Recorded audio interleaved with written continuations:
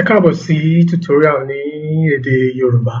Lénìí ohun tí a máa gbé yẹ̀wò ni àwọn irinṣẹ́ tí àwọn tí a mọ̀ sí web developer tí wọ́n máa ń lò láti fi ṣe iṣẹ́ wọn.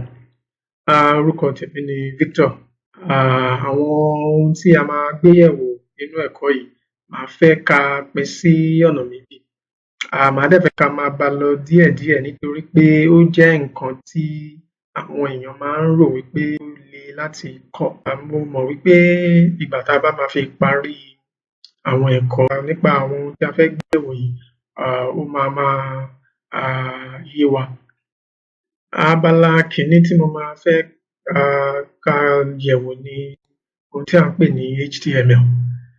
HTML yìí, ẹ̀yà tí a pè ní HTML5 la máa kọ́kọ́ gbé yẹ̀wò ká ṣẹ̀ tó wá lọ sí inú HTML tí a pè ní Advanced HTML. Lẹ́yìn tá a bá parí èyí, a lọ sí èyí tí a mọ̀ sí CSS. Eléyìí náà máa pín sí ọ̀nà méjì. A máa kọ́kọ́ wo èyí tí a pè ní abala CSS kẹta, ìyẹn ni CSS3. A ṣẹ̀ tó wá wọnú CSS lọ díẹ̀ sí láti wo èyí tí a pè ní Advanced CSS.